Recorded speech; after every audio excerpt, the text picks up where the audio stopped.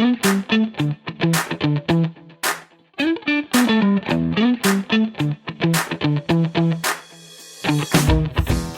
to the Lawyer Life Podcast, where we seek to navigate our days with a little less stress and ideally a lot more fulfillment.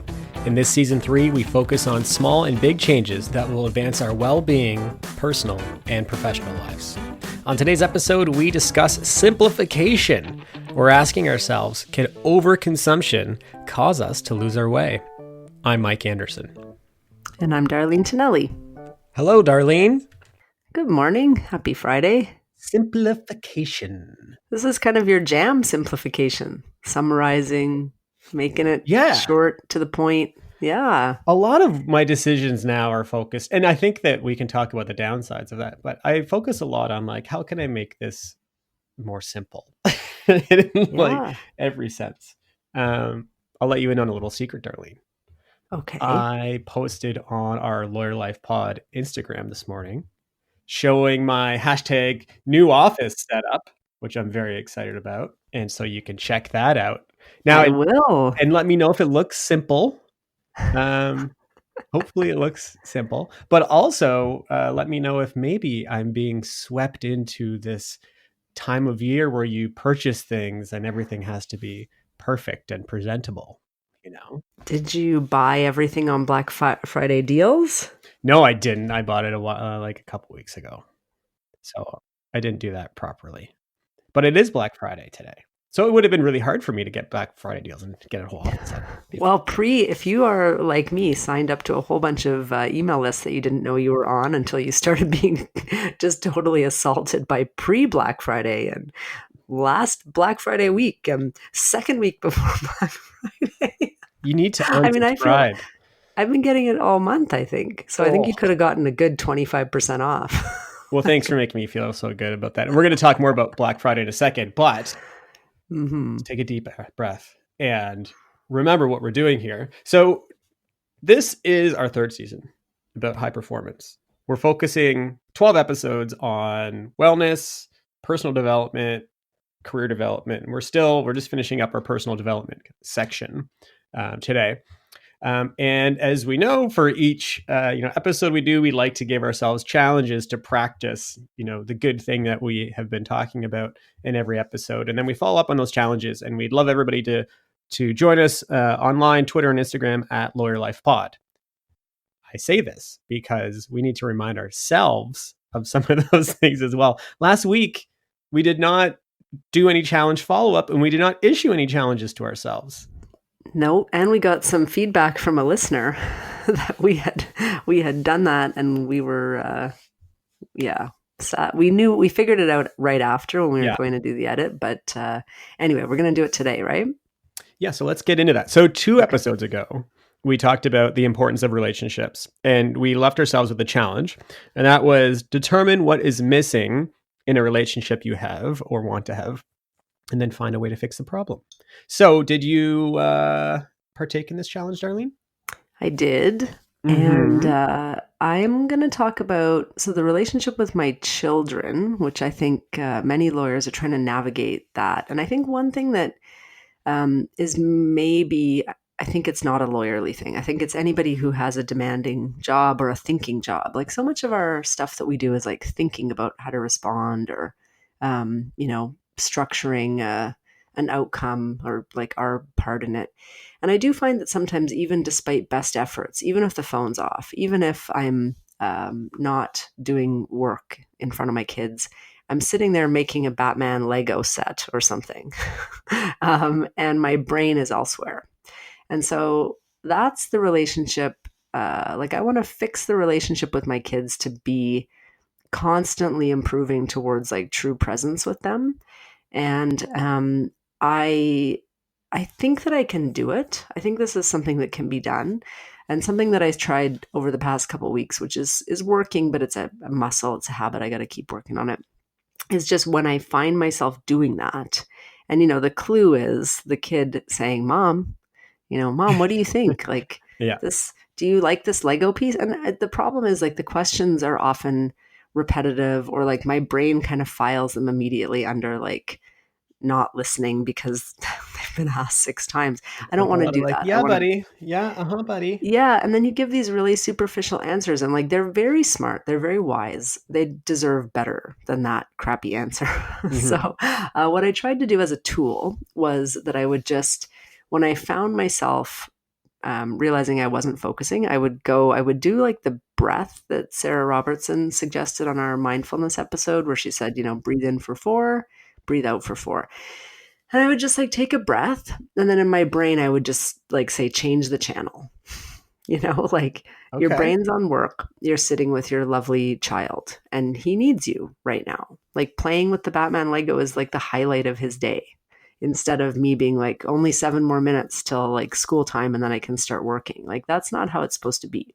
Yeah. So even for someone who is like trying so hard to be so balanced between everything, that is like an area for improvement. And same for all relationships, frankly. Like we're all sitting in conversations. Our attention span is like deeply under siege these days. And I worry sometimes that I'm losing the ability to focus on only one thing, when there's a more exciting thing to think about. Speaking of that, I was at a social event last night with like a lot of folks from the entertainment world. And boy, oh boy, like being in a conversation and then you see the person like their eyes are scanning the room to see who else is there. Oh, that's the worst. Okay. All right. Yeah. There was a lot of people not necessarily being present in conversation, I think. Oh man. I always say, all right, nice talking to you. And then I That's move along. basically what I did. I was like, okay. Okay. I understand what's going on here. I'm filling your time until the next person speaks to you. Okay.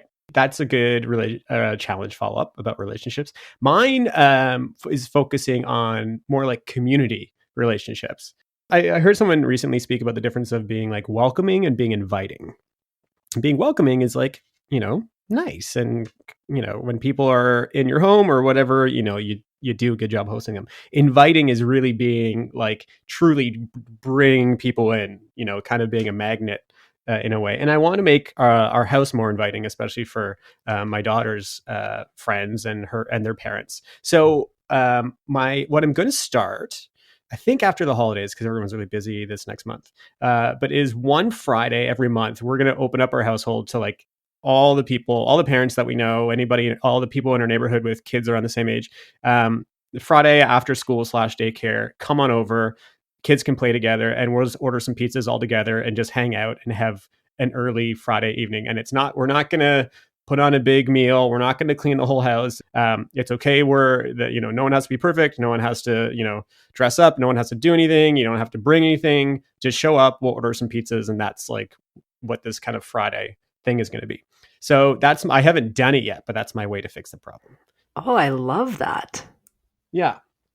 I really love that. And it doesn't matter if one family shows up or if 10 show up, because we're going to order the pizza once everybody gets there. We don't need any prep. We don't need any stress. If no one shows up, that's also fine. But I just want people to know that we're open and why don't we just spend the time together instead of everybody just being in their own homes having pizza, because that's what people do on Fridays anyway. So yeah, that's what I'm going to do. That's what I was going to say. I'm like, everyone's going to be doing that in their own house. Exactly. Yeah. Yeah. Yeah. That's what we do on Fridays. Yeah, everybody does that. Oh, I love that. That's great. Great idea. Mm-hmm. Thanks. Mm-hmm. Okay. We had the ego episode last week, right? We did not challenge ourselves to do anything with that. So what do you think we should do about that? I have challenged myself to share the message from that book, really, from reading it. In sharing that book, or even in talking about it, if you listen to the podcast, it's not really about like, I have a big ego, or I'm sharing it because I think other people like have a big ego. The idea is ego is something to be overcome in all of us. Like everyone has it. It's a challenge itself.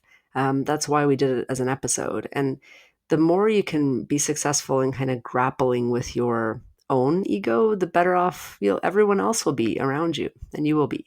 So for me, that's the challenge, is like share it, explain the thinking behind it, and hopefully be helpful. And even if that's not the book that speaks to someone, maybe it opens up a line of thinking and they find a book that does speak to them. That's kind of the thought. So I've already shared it with like 5 people.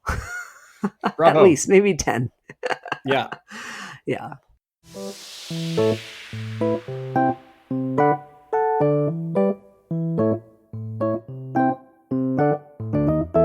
And now here we are today. We're talking about simplification, and what a well-timed episode, because today is Black Friday, where we are encouraged to fill up any void we have in our lives with inexpensive goods. And the way we're kind of focusing the conversation today is, can consumption or overconsumption block our kind of peaceful state of mind? Right. And there's a lot of pressure at this time of year, right? To consume and to get out there and get stuff for our family and friends, especially the kids. You want, man, Frozen 2, updating those dolls so they look a little bit older. Come on. Come on, guys. How do you do that to parents? I did not realize that was it. Oh, yeah, the kids notice. That's funny. Yeah. But so ultimately the question is, how much do we have to do? How much do we have to buy? How much do we have to fill our lives with material goods?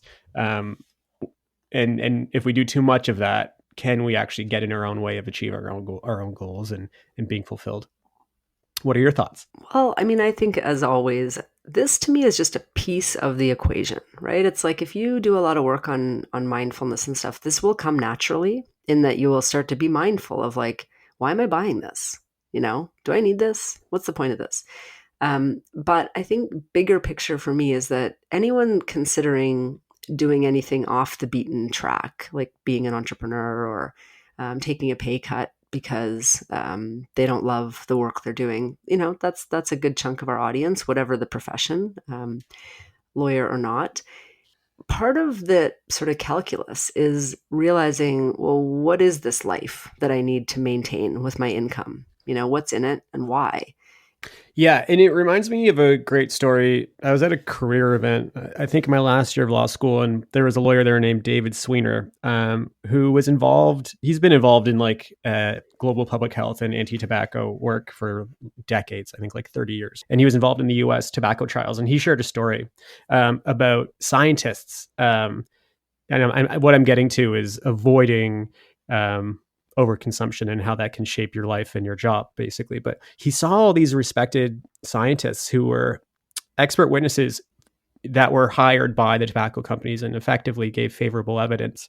And what he realized was, you know, the tobacco companies would find these scientists years and years and years before and say, hey, we love your work, even though they're anti-tobacco scientists, basically. And so we love your work. Can we give you a little retainer and you can give us some advice on how to make our products healthier? And the scientists would say yes. And then the retainer would go up every year, and the scientists would have kids, and the scientists would put them in private schools, and the scientists got big homes and expensive cars. And then the trials came up, and effectively the message was, hey, you know, it looks like we're not going to be able to, you know, slide you that retainer every quarter now because we have these trials and they're really expensive. And if they don't go well, definitely, you know, we won't be able to afford your sort of advice. So do you know anybody that can help us out with some expert testimony? And the person who had structured their life to rely on that money then found themselves in a difficult position. And so the story effectively is just shape your life in the way that you want your life to be so that you can achieve the goals that are important to you, instead of just taking whatever input you're receiving, money, whatever else, and allowing that to push you into places where you might not necessarily want to go. So I think that, you know, as much as we're talking about Black Friday and about small purchases, there's also like very important structural pieces in your life that dictate the way your life is going to go and the level of freedom you have. And also, you know, in our first episode, you know, we based everything in the foundation, you know, who do you want to be? What do you want to do? What kind of person do you want to be? How do you want your life to look? That is what should be shaping major decisions, especially when it comes to finance, because let's face it, you know, that is a major stress on the way a lot of people shape their lives. So that story from David always stuck with me. And his message was, you know, don't rely on other people's money if it comes along with strings. You know, stay on your path and do the thing that's important to you, and the rest will figure itself out. Well, and we also talk a fair bit about principles on this podcast. Yeah. And, you know, what you're describing there too is that people who need other people to go against their principles to accomplish things, they look for people who are vulnerable or have a weakness or need money more than they need to, you know, honor what they're about as a human being. And I think we're seeing a bunch of that in the press right now. And I don't know, you know, we can't say for sure what the reasons are, but you just want to be the kind of person. Oh, I think I do. I try to be the type of person where I never need to put myself in a spot outside what I'm my principled views on things to accomplish something that's not important to me. You know what I mean? Like if you have 50 material possessions that you don't even really care that much about, but you feel ego and status about protecting, you're vulnerable. It's a vulnerability in life. And you have to spend a lot of time. You talked about the boat on an episode a whole the long upkeep time of ago. boat. Where you're like, if I have a I'll get a boat, boat. I got to get a boathouse, got to get a dock, I got to fix the boat, I got to polish the Go get boat. gas. I think about that a fair bit, right? Anyway, so it's like there are a bunch of things all mixed up. And I think it's funny. You know how we talk about the meaning of words. I'm very struck by, you know, they're called possessions, right? Like possessions. If you think about that, like who owns who at the end of the day, right? It's like a weird word. It's like, why are these the possessions? But it's true that if you have so much stuff to like be accountable to, and that's what drives your choices in life, that's kind of backwards. It's supposed to Yeah. be that you fill your life with, you know, you use your career to fill your life with the things that you need. And I always say it's a slippery slope. It's always like everybody's own experience, but that has been mine. I have found real peace from just scaling down. And also, you know, you can accomplish your pizza story, for example, the pizza party for the neighborhood. Yeah. Your interest there is entertaining and being communal and having people feel welcome in your home. But like the advertising way that would teach you how to do that is like, you know, exactly as you said, do your house up, clean it up, make sure you have like nice dishes from Williams Sonoma and a special like Le Creuset pot Yeah. and Yeah. whatever. And that's just marketing as to what entertainment looks like. So to just be strong in your core and be like, oh no, entertaining means me having people that I can chat with that I value in my home. And if our house is like not the cleanest or we're eating pizza, then, you know, that's okay. It really is okay. And it might even be more fun because then people might not Way feel more fun. pressure to be inviting you to their perfect house with Williams Sonoma dishes. That's my goal, is that it spreads and everybody can just feel chill with it. Yeah, You know? I actually think that's like tying back to our relationships issue. It's a good point because I do think that that is a reason why people don't entertain or like have community as much too. Because when I was a kid, I mean, you just went over to someone's house. It wasn't a That's play it. date. You know, there was no organizing. There was no grand plan. There was no special snacks put out, right? Like it just was low stress. So maybe the added the Pinterestization of all that stuff has made people less willing to do it. I don't know. Yeah, it's more of like, it's always an event now. But on this note of simplification, so I'll follow up on last week, something I mentioned about getting rid of my Twitter account, right? It's gone. Right. It's been a week. Yeah. There's just this small thing has made me realize there is a capacity. Like everything is finite. Our brains have like a capacity to be engaged. You know, our time, we only have so much of it. Like, and what I'm realizing is the more I can peel back unnecessary stuff like Twitter, the more capacity opens up. And the thing that I have truly found is that there's nothing pulling me to my phone anymore. And I'm not wasting this time and mental energy going through this timeline. And so it's been great. And so increasingly I'm just kind of looking at everything and being like, does that need to be part of my day? You know, I look in my closet and like, is it just going to be easier if I can just see 5 t-shirts instead of this mess? Like really editing. And we're using this word a lot in our house now. Like we need to edit like the toys. It's like, we're going to keep the best stuff. And I know it's like Mary Kondo, blah, blah, blah, but really, really, really has an effect of just getting rid of the clutter, whatever your clutter is, whether it's, relationships that you're not finding beneficial, or uh, some sort of commitments that you've made that really aren't paying dividends, and you feel like you're not making big impacts at, or like me, physical stuff, like this mess of toys up in the attic, whatever.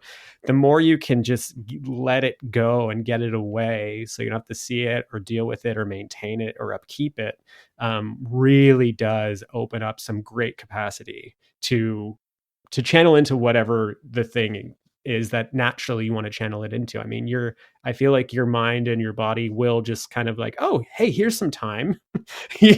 I feel good. I have energy. Why don't we fill it with this sort of thing? And I find I'm being drawn more to things that I actually do enjoy, instead of things that, are obligations, or like quasi, not, I don't want to say addictions, because that's not the right word, but Twitter definitely has this pull that I think is, at least for me, was not healthy. Yeah. So this idea of simplification, what I'm trying to say is it can be applied anywhere to anything. And really the goal is to open up capacity and freedom that you might not necessarily otherwise have. Well, and when you think about like your to-do list in a week, post Black Friday. So today, um, people are going to have ordered a whole bunch of stuff online, right? They're going to have bought a whole bunch of stuff on sale. And in Yeah. our new world, you can just buy things and then you got to return them if they don't work or they don't fit or whatever. It's on your to-do list. Certainly as a parent, I mean, it's somewhat of a necessary thing. But I think for me, what has been helpful over the years is just looking at what's on my to-do list and like, why? Why is that there?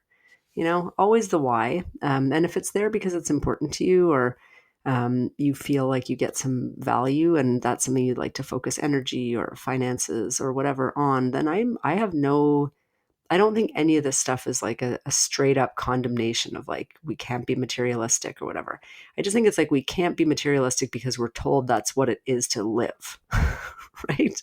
It's like, Yeah. it's just, if we just do it for the wrong reasons without thinking about it, then we might find ourselves to be like heading down the wrong path. So I think it's just about, bigger picture too, with an environmental kind of lens. We don't really need so much stuff. I mean, we didn't have a lot of stuff when I was young in our house, like stuff per se, like knickknacks and things. And I think that like lower cost goods are a bit of they're very attractive. It's very attractive to think, oh, I can get that great thing for $20. But I don't know. Then you have to deal with it. And like, what's the true cost of that item? I don't know. Anyway, this is all our musings for Black Friday. We try to be timely and No, it's good. relevant. And I think it does tie into other things we've been talking about. And I think you can kind of channel it through the lens of John Boyd that we offered last week from the Ego is the Enemy book. Again, this was a man who served in the military, who would speak to young kids coming through about, you can either be, so to speak, successful, or do stuff that matters to you. And it seems like, buying stuff for the sake of buying it, or buying stuff because you want to appear successful, or like you have your stuff together or whatever, that's on the to be side, right? But there is stuff you need to buy for the to do side, right? Like, Mm-hmm. for Like the office example, chair.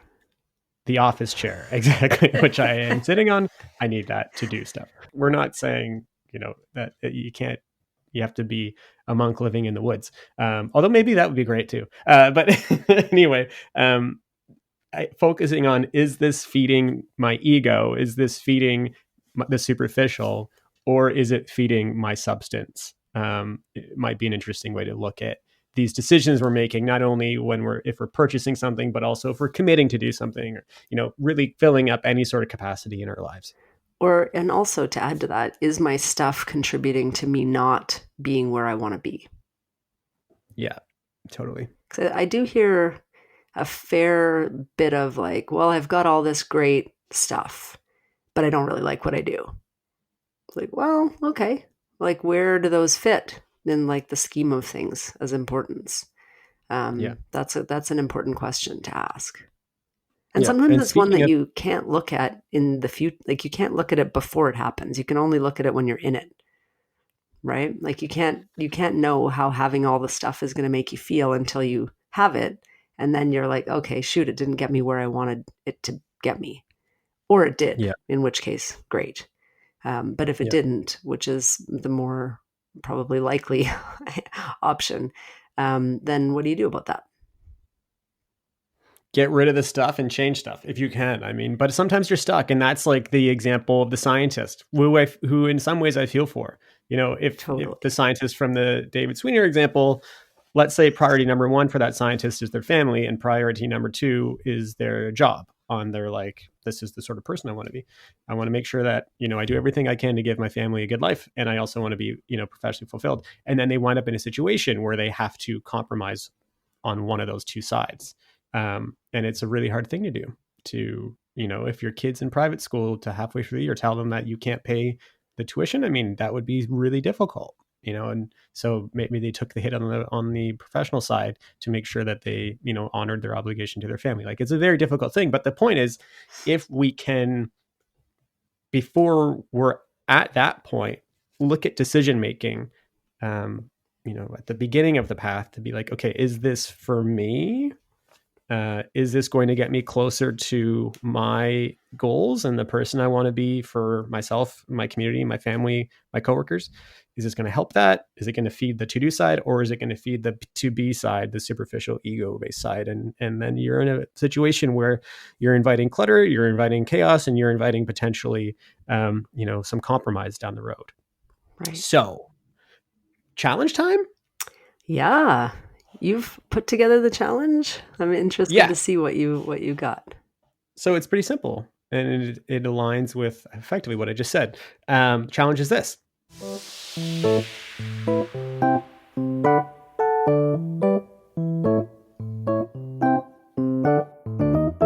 Before you buy something or commit to something new, ask yourself, do I really need this?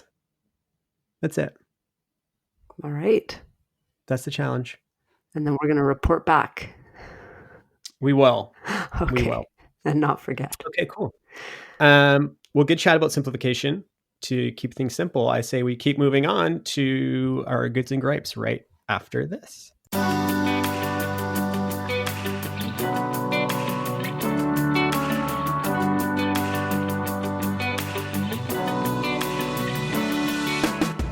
The Lawyer Life podcast is brought to you by Inter Alia Law. Inter Alia lawyers have big firm training, in-house experience, and a wide range of expertise in technology, media, and entertainment. Our advice is business-focused, speedy, and practical. To learn more, visit interalialaw.com. That's INTERALIA-law.com. And we are back with our goods and gripes. Goods are things we want to promote and support, and gripes are things that annoy us. Darlene.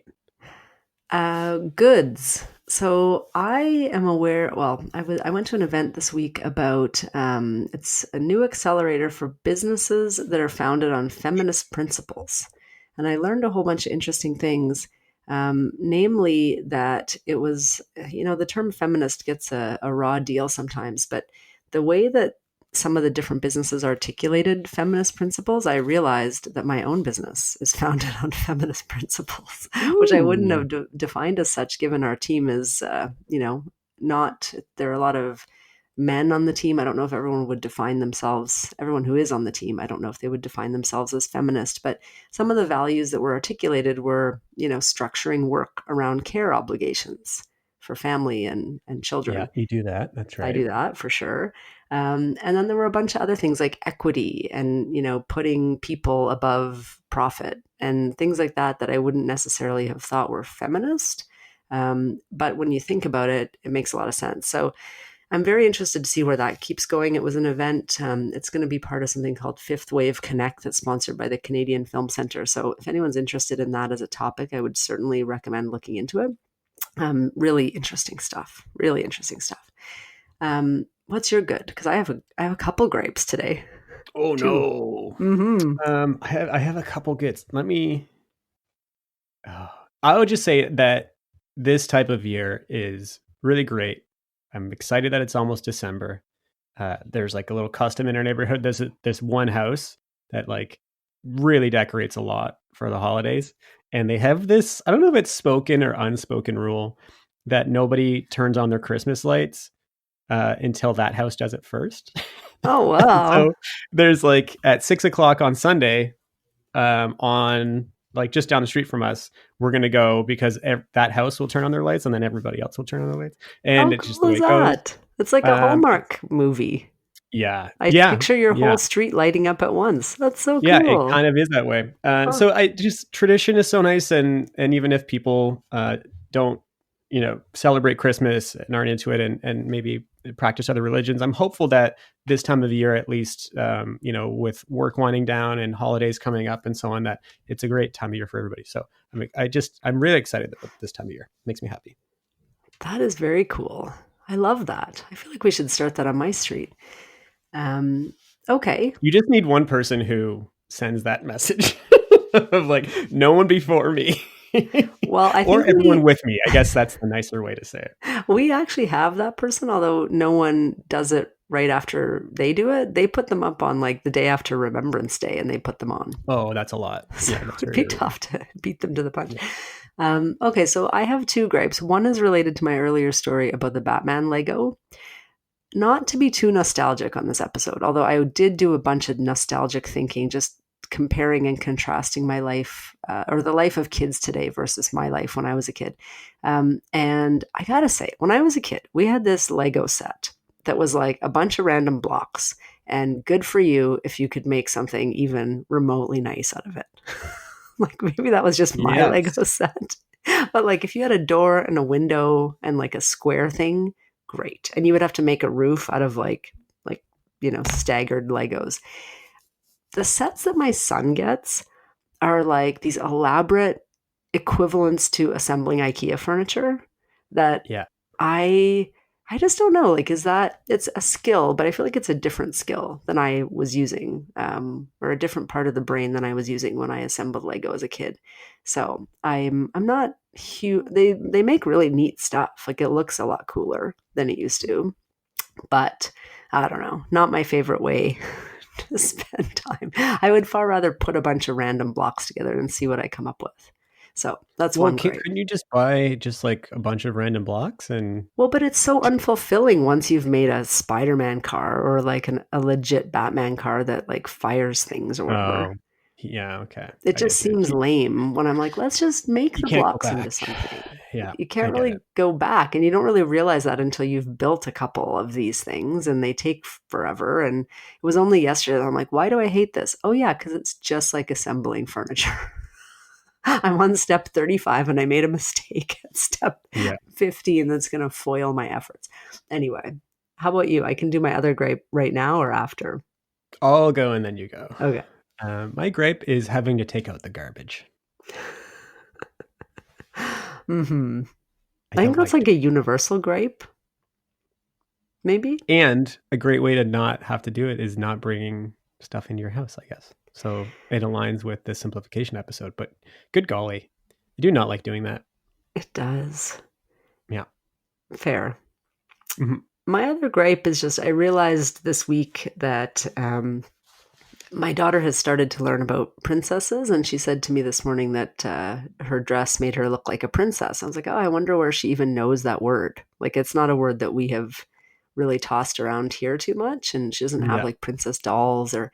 So I'm amazed. Like, probably she picked it up from friends or whatever. But I was realizing that in a similar vein, I was noticing that there's kind of like girls grow up with the Cinderella story that gets a lot of play in the press. But I've been looking at the media about like tech CEOs and stuff, and I'm kind of realizing that that's almost like the male equivalent of the Cinderella story, where you're in tough circumstances, you're eating noodles on living on your friend's couch, and then you Mhm. get like a venture capitalist who comes in and gives you $1 bajillion, and you get so rich, and then you're the richest person and you have no problems. And I'm like, why is like because I've been troubled by seeing this story over and over and over in the press. I'm like, oh, this is like the Cinderella story for men, kind of. Do you agree with that, or is this just my thinking? I don't know how exposed 3-year-olds are to venture capitalists. No, But, I mean for adults. No. I don't think that kids get it. I think the thing for men at this age, my son is going to be a superhero. And when we talk about New York, he believes that we will meet Peter Parker when we go there. That's where his mind is at. I think so at the kid level, certainly it's the princess thing for girls and the superhero thing for guys. But I think when you sort of move up into the later ages, that this is like a form of Cinderella story. I don't know. So maybe that's why it's such an interesting one to everyone, where the true story of most businesses is a lot more just day-to-day sweat equity that builds something to a reasonable level. So anyway, these are the thoughts that I have in my down moments when I should be building Lego with full authenticity and focus. Yeah. Well, anyway, you're challenging norms. Okay, cool.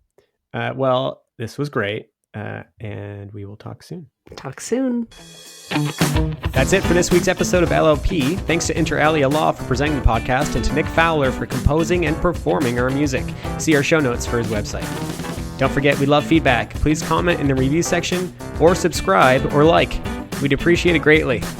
That's it. Talk soon.